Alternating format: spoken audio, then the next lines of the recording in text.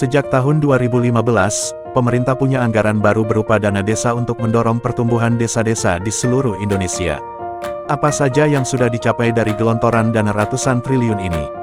Apa saja tantangan dan mimpi desa-desa di Indonesia ke depannya? Berikut ini wawancara kontan dengan Wakil Menteri Desa, Pembangunan Daerah Tertinggal dan Transmigrasi, Budi Aris Setiadi.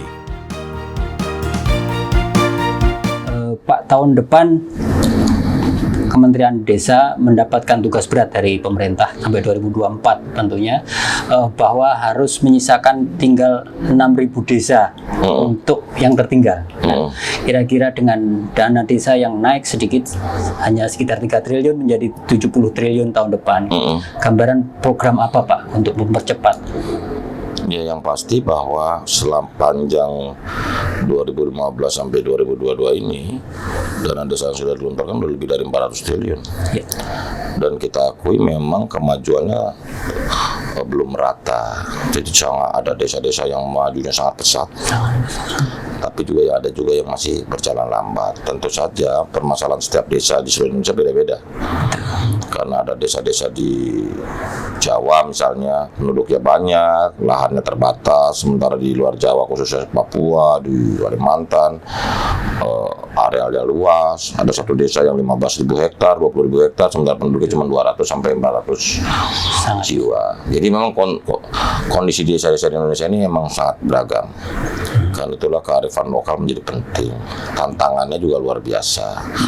Karena model pembangunan desa ini nggak bisa satu arah gitu loh, tetapi juga harus melibatkan proses yang lebih bottom up, di mana masyarakat dan warga desa membangun sesuai dengan kondisi yang ada pada mereka, tergantung kondisinya. Jadi kepentingan ekologinya termasuk pembangunan ekonominya menjadi penting gitu. Betul.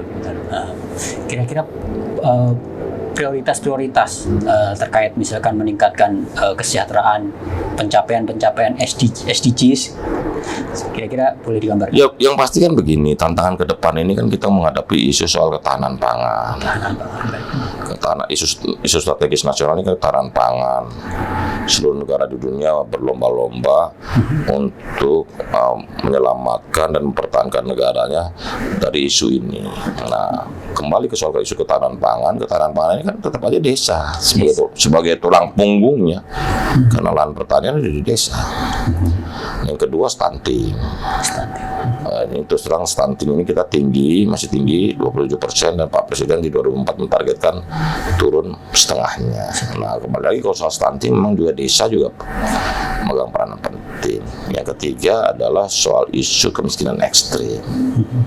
Akibat pandemi COVID ini kan angka kemiskinan kita agak meningkat, dan kemiskinan ekstrim ini juga banyak di desa selain di kota ya. Betul. Begitu angka kemiskinan ekstrim ini kan juga harus kita turunkan. Kalau kita mau menuju negara sejahtera, maka angka kemiskinan ekstrim ini juga harus kita turunkan serendah-rendahnya gitu. Dan kembali lagi tulang punggungnya ada di desa, karena angka kemiskinan ekstrim di desa sangat tinggi, lebih tinggi dibanding di kota kita. Katakanlah di desa itu data kita sekitar 12%, di kota tinggal 3% gitu. Angka kemiskinan ekstrim seperti itu.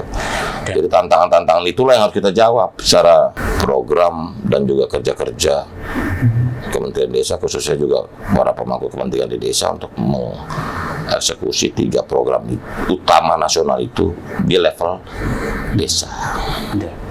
Kira-kira ada regulasi tertentu Pak, mungkin yang kalau beberapa tahun lalu desa yang dianggap merasa miskin itu akan mendapatkan bantuan lebih besar dari. Lalu sekarang kan pemerintah sudah mulai merubah, terutama Departemen Keuangan, indikator-indikatornya, afirmatifnya lebih rendah sekarang ke kinerja kan. Jadi kalau ke kinerja kan berarti siapa yang maju dia akan dapat insentif lebih gede. Sehingga semua desa berlomba-lomba untuk maju, untuk bergerak maju dan sebagainya begitu. Betul. Ada program yang menarik yang menurut informasi yang kami peroleh, misalkan salah satu desa binaan di Semen Gresik Pak, BUMDes dilibatkan dalam sebagai supply chain dari corporate yang besar. Nah, ini gambarannya ke depan pengembangan seperti apa Pak? Sesuai dengan Undang-Undang Cipta Kerja sebelum direvisi dan diperbaiki, Undang-Undang Cipta Kerja ini kan sudah mengesahkan BUMDes sebagai lembaga hukum setara dengan CV, PT dan sebagainya, sehingga BUMDes bisa menjadi unit ekonomi di level desa. Nah, BUMDesa ini memang juga harus menjadi tulang punggung ke depan, karena saya sudah sampaikan dalam berbagai kesempatan dengan kepala desa di seluruh Indonesia bahwa nanti alat ukurnya kemajuan desa itu bagaimana BUMDesnya. Oke. Jadi BUMDes itu jadi indikator. Oh, ngomong desa maju, desa mandiri, BUMDesnya gimana? Gitu loh. Oke. Nah, tapi memang BUMDes sejak diperkenalkan sejak Undang-Undang Desa kan 2014 kan, baru sekarang ini mulai didorong untuk dilihatkan, terutama dengan Undang-Undang Cipta Kerja yang walaupun masih direvisi ini kan sudah mengisyaratkan tentang posisi hukumnya BUMDes gitu. Ya, kita harapkan memang sekarang yang terdaftar sekarang ada 52.000 BUMDes, tapi yang berjalan dengan baik dan itu masih sangat sedikit. Tugas kita semua untuk mendorong agar BUMDesa ini menjadi satu lokomotif baru pergerakan ekonomi desa di masa-masa depan. Ya. Dengan target Pak Presiden yang tinggal 6.000 desa tertinggal itu kira-kira? Harusnya bisa, karena kita kan punya 74.961 desa. Kalau bisa jangan 6.000, harusnya kalau kita kerja keras sedikit lagi, harusnya semua desa-desa tertinggal dan sangat tertinggal itu bisa kita entaskan. Lebih optimistis Pak ya? Ya kita perlu waktu lah, karena mungkin tantangannya berat. Desa-desa tertinggal itu kan tantangannya lebih berat, mungkin geografisnya, kepulauan, konektivitasnya, infrastrukturnya dan sebagainya. Memang lapangannya berat gitulah ibaratnya. Nggak bisa sendiri di nggak bisa sendiri, sehingga perlu effort yang lebih besar dibanding membangun desa-desa yang ada, terutama khususnya yang desa-desa yang ada di Pulau Jawa dengan luas yang sangat terbatas lahannya, infrastruktur oke, konektivitas oke gitu loh. Iya. Antara desa-desa yang 3T lah, terluar, terdepan, ini juga bisa dibangunkan untuk cepat-cepat untuk mengentaskan mereka dari ketertinggalan. Oke, kalau catatan Bapak, program-program yang mesti diperbaiki atau lebih interkoneksi antar interdep tadi ke depan seperti apa Pak? Yang pasti infrastruktur desa. Jadi mulai jalan, air minum, listrik, telekomunikasi, internet. Jadi 4 itulah. CLT, ya kan? Jalan, air minum. Air minum penting karena untuk stunting kan air minum. Listrik, dan juga telekomunikasi khususnya internet, karena kita akan masukin ke tema yang namanya desa digital. Sesuai janji Pak Presiden tentang desa digital.